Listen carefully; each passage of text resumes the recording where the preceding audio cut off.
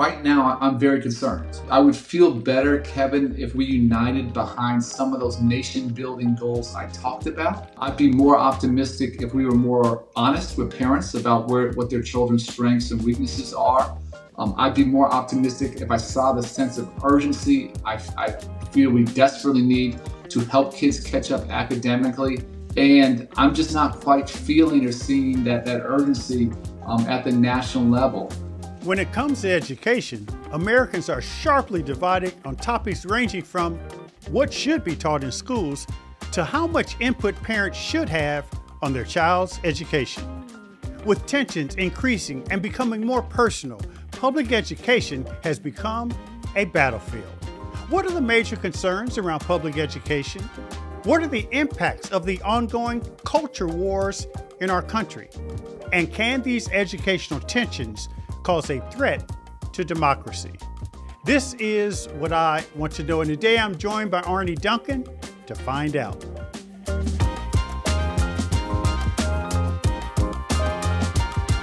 Arne Duncan is the former U.S. Secretary of Education. Nominated by President Barack Obama in 2009, Arne's tenure as Secretary was marked by significant accomplishments on behalf of American students and teachers. Now, Arne serves as managing partner at Emerson Collective, where he works to improve the lives of young adults in his hometown of Chicago. He joins us today to discuss the state of public education. Arne Duncan, thank you so much for joining us on What I Want to Know. And, you know, we've known each other a long time, and now that you're no longer Education Secretary, you have a lot of time to reflect. Talk a little bit about how you would view your tenure, some of the things you're most proud of, some of the things you do differently. Frankly, many people in hindsight think you tried to make a difference by challenging the status quo, but it's often different when you're in the position. Well, first of all, Kevin, it's great to see you again. It's been a minute, and just appreciate all of your leadership. So I always have, you reflect back 7 years, there's definitely a column of successes, definitely a column of failures. I'll try and do it quickly for you. Yeah. On the successes, love that we were able to get unprecedented resources into high-quality pre-K and help hundreds of thousands of additional students have access to high-quality pre-K. For me, that's the best investment we can make, is to get our babies off to a good start academically, socially, before they hit kindergarten. We were able to get high school graduation rates to all-time highs in every category of students: white, black, Latino, special needs, English language learners, students below the poverty line. So always more room to go. By no means complete, but great to see the progress there. The fact that we were able to put so much money behind Pell Grants, seeing a million more students of color go on to college without going back to taxpayers for a nickel. We simply cut out the middleman and did the loans direct to students ourselves. That was wildly controversial in D.C., but that felt great to be able to get that done. And tried to really put a spotlight on community colleges. I think they're often the unpolished, unrecognized gem along the education continuum, and trying to help them grow. So those are some of the successes. On the failures, essentially I put pre-K in both, that while we were able to do more than folks had previously, there was still so much unmet need, and we just weren't able to get our Republican friends in Congress to back investing more there. And I'll never forget a very, very tough conversation with Governor Bryant in Mississippi, who's a strong conservative, and he was heartbroken that we couldn't give more resources to Mississippi. I was heartbroken. Kids across the country need access to pre-K, but no kids probably needed more than kids in Mississippi. But we weren't able to get some of his folks in Congress to sort of step up there. So wish we could have done more there. Secondly, this is a big part of my work now. Of the Sandy Hook massacre was the toughest day of our 7 years in D.C. And President Obama talked publicly about it. That was his hardest day, and he went down the next day. At that point, President Biden and I went down a couple of days after that. And meeting those families, going to the funeral of the principal, it's something I'll never forget. I've stayed close with some of those families. And the fact that we got nothing done as a nation in terms of keeping our kids safe from gun violence. And we just had a very tough night here in Chicago last night again. That's a devastating failure. And the third is that we weren't able to get anything done in immigration reform. And for me, that would have meant college scholarships, financial aid for dreamers. And the fact that we have so many students who, work hard, play by all the rules, have lived here all their lives, community leaders, athletic leaders, uh, sometimes valedictorians, and then we say they can't go to college. We're just cutting off our nose to spite our face. So those are areas where I desperately wish we could have made more progress. It's interesting, Arne. I remember when I was a public official in D.C., and you mentioned, the toughest period dealing with the results of gun violence. And in D.C., we had a lot of that. And I remember 6 kids got shot at a recreation swimming pool. And then a kid got shot at Ballou High School. And there's nothing like that. But so much of what we see in education is driven by the politics of the day. Talk a little bit about those challenges. I often said, I remember saying this to the president once, that if there was one area where we could strip away partisan politics, I think it should be education. Where even before a presidential debate, both sides agree, or both of the major party candidates say, you know what, we're not even going to entertain questions on this. We're not going to go back to our party caucus and talk about it. The two of us are going to sit down and figure out what comprehensively would work for all kids and figure out a way to do it. It seems like at some point we need to get to that place. We desperately do. You're exactly right. Obviously, what do you call it? Bipartisan, nonpartisan. There's nothing political about education. And I always say, if we just had a couple goals, I'll just give you a couple goals. One would be, leading the world in access to high quality pre-K. Another one would be making sure high school graduation rates got above 90%. Another goal would be making sure 100% of our high school graduates are actually ready for college. We didn't have to take remedial classes. And then finally, we should strive to lead the world again in access to higher education, whether that's 4-year universities or 2-year community college or trade, technical, vocational training. And for me, Kevin, all those things, they're what I call nation-building goals. There's nothing left or right or liberal or conservative about that. And then as a nation, if we could agree on those goals, we could have lots of vigorous debate about the best strategies to achieve those goals. And what works best in Montana may be very different than works well here in the south side of Chicago. And we should hold ourselves accountable and measure results. But the fact that we can't, as a nation, unite behind these goals, we fight over what I call very small ball issues. We just do a tremendous disservice to our children, to our families and communities, and ultimately to our nation. And I worry, rather than coming together, we're getting more and more separated.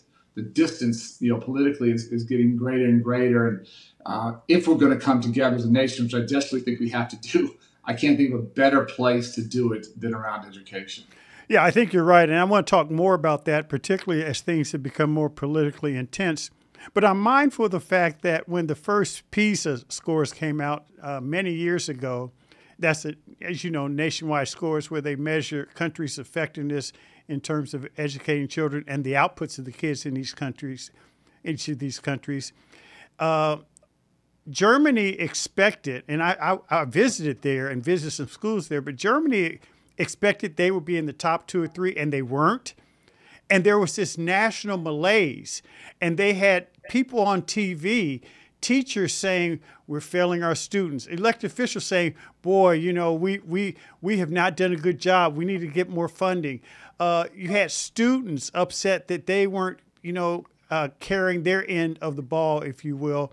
Parents were talking about, I've got to do a better job in supporting my kids. So, when I talked to those officials there, the mindset and the cultural response to the failure was markedly different. There was no pointing the fingers. Everyone owned the challenge. What will it take for us to do that? Wow. I wish I had an easy answer to that question. And it's so different here. And you may have seen recently, there's a nonprofit there in DC called Learning Heroes. Yes. That looked at sort of parent perceptions in a number of cities, including Chicago. And it's actually pretty devastating. Basically across the nation, 80 to 90% of parents think their kids are on track to be successful. And in fact, it's usually 20 to 30%. So they call it a perception gap. I call it a reality gap. There's this massive gap. And so we have not been honest with parents about how far behind kids are. And we haven't all, teachers, parents, community members, students themselves, we haven't all rallied together to help our students be successful. And again, I think the consequences for our nation are devastating. So how we continue to tell the truth, the hard truth. How do we work together to not be satisfied? People used to get mad when I would say we're top 10 in nothing.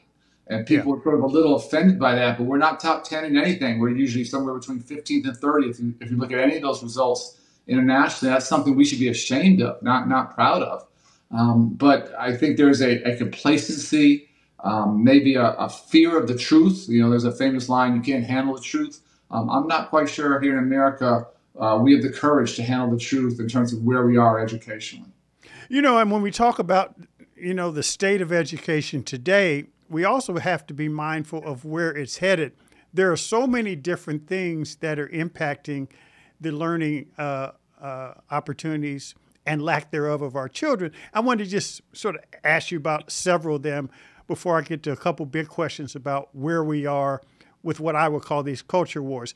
How do you see technology impacting education, particularly all the fervor around ChatGPT and AI, and especially in the current environment we're in, where we're sort of at each other's throats? Yeah, well, I think there's real potential here. It's interesting. Many places, the first thing they've done is sort of seen this as a threat and let's shut it down and worry about kids, cheating or whatever it might be. And I look at it a very different way. This isn't going to go away. And whatever we can do to level the playing field and create greater opportunity for kids in underserved communities, be it inner cities, be it at rural and remote communities, be it on Native American reservations. And the idea, Kevin, the idea of every child potentially having their own individual tutor and someone, AI being able to challenge them and know their learning styles and help them get better. We know, we had tens of millions of kids behind before COVID hit. Once COVID hit, the learning loss has been devastating. So I feel this tremendous sense of urgency to help kids catch up. And so technology is never going to replace teachers. Yes. I have no fears about that. What we want is great teachers combined with great technology.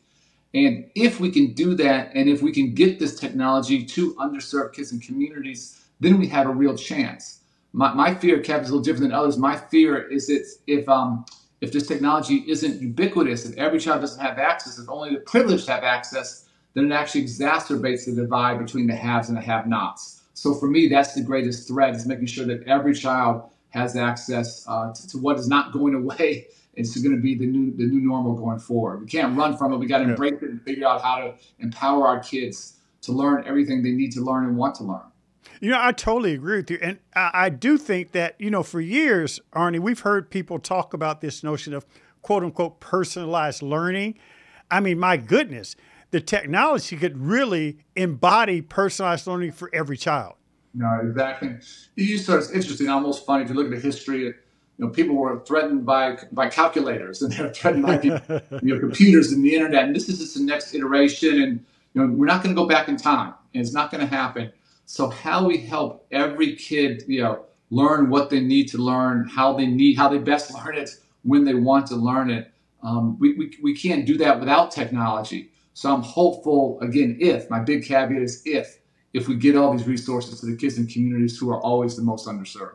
What are your thoughts about the role of the teacher going forward and the traditional, and you and I have talked about this many years ago, about the traditional ed school approach where we sort of brought teachers along and put them in classrooms in basically the same way for the last 50, 75, 80 years, what have you. But with this technology and also with the various individual challenges today's kids are facing, frankly, the challenges that working class families are facing, the role of teachers should change, and it will change, don't you think? Yeah, I think the words that come to mind are like facilitator, and you and I both have an athletic background. Coach would be the other thing, and you talked about rather than trying to teach to the midpoint, the average of 32 kids, so you're not really meeting the needs of almost anyone individually. But with technology, if you can facilitate the conversations, help students that need additional help, have them go home, work on these things, come back to class, ask questions, help them in small groups on an individual basis. It's a very different way of delivering instruction. So much of the past, Kevin, was about memorization. You don't need to remember much of anything these days. What you do need to do is you need to be able to solve problems. You need to be able to think critically. You need to be able to ask good questions. You need to be able to work as a team. Those are the kinds of skills that we have no idea. You and I have no idea what the jobs 10 or 15 years from now are going to look like. But I can pretty much guarantee you those are the skills that young people are going to need to be successful in that world of work. And having teachers who can impart those habits of mind and teach students to love to learn and be lifelong learners. That's the kind of job that I think teaching is going to be. And I think honestly, it can be more rewarding. It can be more effective. It can be more efficient. So people see the threats and the challenges, and some of that might exist. But I think if this makes teachers' jobs easier, if they better understand exactly what their students know, when they know it, how they best learn, for me, that can be extraordinarily empowering, both for teachers, but also very importantly for our children's parents. Totally agree. Let me ask you about, the social services, the mental health of our children, trauma. We have exploding suicide and attempted suicide rates. COVID sort of accented those challenges, but they were there beforehand. How can we better integrate some of these support services in this arena that helps teachers and school leaders address these individual trauma-related issues that students are facing? Yeah, that's such an important point in question. And I'm desperately worried about the millions of kids that have fallen so far behind. And frankly, I don't quite see the urgency to helping them catch up academically that I would like to see. I worry about a lost generation. But part of that, just the flip side of that coin, is helping our students socially and emotionally.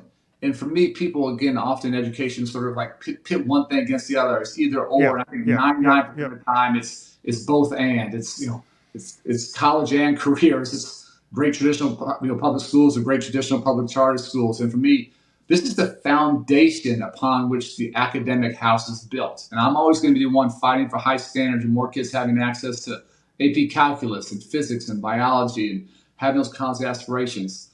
But our children have to be fed. If they need eyeglasses, they need eyeglasses. If they're being bullied, that has to be dealt with. And if they're dealing with trauma and loss, we had hundreds of thousands of children who lost a parent during COVID. Mm-hmm. Never had that kind of loss, probably since, I can't even tell you when, World War II maybe, in terms of children losing parents here in our nation. And so taking care of our kids' social and emotional and physical needs, that is the ticket to entry to talk about high academic standards. That's right. And I grew up as part of my mother's after-school program. It was formative for me. And the minute kids walked into her after school, the school meals weren't that great back in those days. Unfortunately, she fed kids. And what she always said is it's hard to learn if your stomach's grumbling. And it's just a basic statement, but it's true 50 years ago as it is true today. A couple more areas, and then I want to get more into some of these culture war challenges. We still haven't crack the nut on reading. And reading is so basic. You talked about the academics.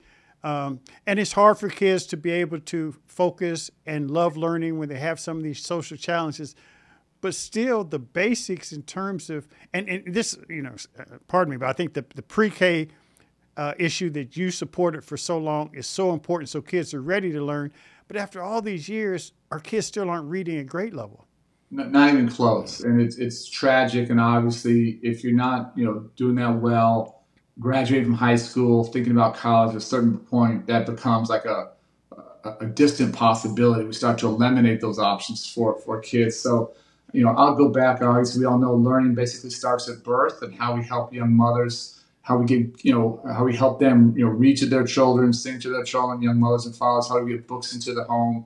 High quality pre-K, we've seen a 7-to-1 return on investment that, those kids who don't have access to high quality pre-K, that average child from poor family enters kindergarten, starts kindergarten a year to 18 months behind. And, the dirty secret in education is often we don't do a great job of catching them up. We talked about Mississippi earlier. It's interesting. You've seen Mississippi really improve its reading scores. Why? Because they stuck with the strategy and understood the science of learning, the science of reading for a number of years. So they've made real progress there. New York City, the New York City public schools recently sort of took this on as a city, not letting individual schools figure this out by themselves. And so the knowledge base is there. The fact base is there more than ever. The evidence base is there of what works. And we just have to have the discipline and understand the critical importance that if we get this right, that opens up a world of possibilities for kids. And if we don't get it right, we really limit what they can do long term. Now, this leads me to, the area I really wanted to explore with you, and that is we're in the middle of what I would call culture wars. And Arne, I've been a big advocate for parent choice, school choice, the parent voice. But I also see there is some cautionary signs out here in terms of parents sometimes, even though their voices are legitimate, and even though their concerns are legitimate, can be political pawns with these culture wars. We have the book banning issue. We have curriculum fights. We have sex education. We have the gender equality issue. I heard you speak on this before, and I was quite struck by the way you talked about it, not just in terms of the impact on education, but frankly, the impact on the country. So expound on that. Yeah, I'm very honest, for better or worse. I'll give you my honest opinion. Some folks may agree or disagree, but the fight to empower parents is so critically important, and the parents' role in education, if folks weren't clear on it, became abundantly clear during COVID. That there's three legs to this stool. You got parents, you got teachers, and you got students, and no one can be successful if everyone's not being successful. What I've seen too much on the right is taking the worst parent empowerment and using that to drive fear. And fear of things that frankly don't really exist. How do you ban books? That's mind-boggling to me. That takes you right back to Nazi Germany. Obviously, we know what that looks like. How do you fight CRT when it's truly not in our classrooms? It's just you create these boogeymen, and I think there is a not a small, a large bit of race baiting in this. It's fear of the different, fear of the vulnerable. And I worry that we as Democrats have sort of ceded this territory to Republicans, that somehow we can't own that. For me, what's true parent empowerment? For me, Kevin, parent empowerment is telling parents the truth about how their children are academically. True parent empowerment is giving them high quality public school options. And if you have 4 or 5 kids, every kid might have a different learning style. One might love math and sciences, one might like the arts, one might like foreign languages, and giving them some different great options to choose from. It's letting our parents know when kids are in 3rd grade and 5th grade and 8th grade, and are they on track to be successful, or do they need more help after school or summer school or whatever it might be. So parental empowerment for me is partnering in a very honest and real way to help parents help their children be successful. And you and I both know this. Every parent, rich, poor, black, white, it just doesn't matter. Every parent, what's universal? We all want something better for our children. We all want that. And what we want to do is we want to be effective with our children and help them be successful. But we need to partner with schools to do that. And I worry about our country being divided, less maybe along racial lines, although that still exists, than around access to high quality public education. And if children are locked out of those options, if children aren't learning, then parents start to become very concerned about their children's future. And guess what? They should be concerned. That concern is legitimate. That's not hyperbole. That's very, very real. And so I do see our country fraying at the edges, having our democracy fraying at the edges. And it sort of goes back to what we talked about earlier, that the only way I know how to knit our democracy back together and strengthen it is by providing a high quality education to every child, and doing that in full partnership, full transparency with parents. We all need each other. If we learned nothing else from COVID, we learned how interdependent we are. None of us are safe. None of us are healthy. None of us are living our best lives unless we all have those opportunities. So it's a massive challenge, but I think an extraordinary opportunity that I hope we have the courage and the wisdom to seize going forward.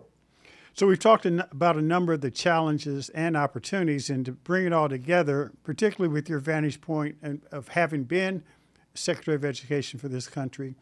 So you look backwards, but in looking forward, Arne, are you hopeful or discouraged about the prospect of education and making advances in the future?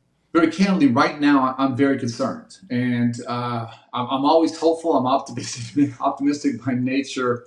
But I would feel better, Kevin, if we united behind some of those nation building goals I talked about. And those are goals I'd love to see our nation stick with for 10, 20, 30 years and see if we could make progress there. I'd be more optimistic if we were more honest with parents about what their children's strengths and weaknesses are. I'd be more optimistic if I saw the sense of urgency I feel we desperately need to help kids catch up academically and to provide them with the social emotional supports to deal with trauma that you talked about. And I'm just not quite feeling or seeing that urgency at the national level. And so we have to come together. I'm always trying not to admire a problem, but to try and work on it. And I recently joined the board of the Hunt Institute as chairman of that board. Governor Hunt from North Carolina, you may remember, just a legendary leader, passionate about education, always worked in a bipartisan way. So unfortunately, his health is finally given out a little bit. He's one of my heroes, and to have the chance to sort of honor his legacy, chair that board. Susanna Martinez, who's a former Republican governor of New Mexico, she's my vice chair. And so if we can try and start to lead together, again, not agree on every issue, but agree on some basic things, I'm going to try and do my part, my small way to bring the country back together behind these goals. But we have to do better, Kevin. And if not, it's not just learning for learning's sake. It's not just lack of economic mobility. Our democracy is fraying, so the stakes here are just extraordinarily high. So I feel this huge sense of urgency to try and get to a better place where I can be more objectively optimistic than I am today. But today, honestly, I'm worried, Kevin. I'm worried. Well, and I appreciate the honesty. As you said, we need to be more honest. That's the only way we can address the problem, even when it comes down to addressing individual parents' children's needs. And we need to do so globally as well. Arne Duncan, thank you so much for joining us on What I Want to Know. Thanks for the opportunity, and thanks for all of your leadership. It's great to talk with you. Thanks for listening to What I Want to Know. Be sure to follow and subscribe to the show on Apple Podcasts, Spotify, or your favorite podcast app so you can explore other episodes and dive into our discussions on the future of education. And write a review of the show. I also encourage you to join the conversation and let me know what you want to know using hashtag WIWTK on social media. That's hashtag WIWTK. For more information on Stride and online education, visit stridelearning.com. I'm your host, Kevin P. Chavous. Thank you for joining What I Want to Know.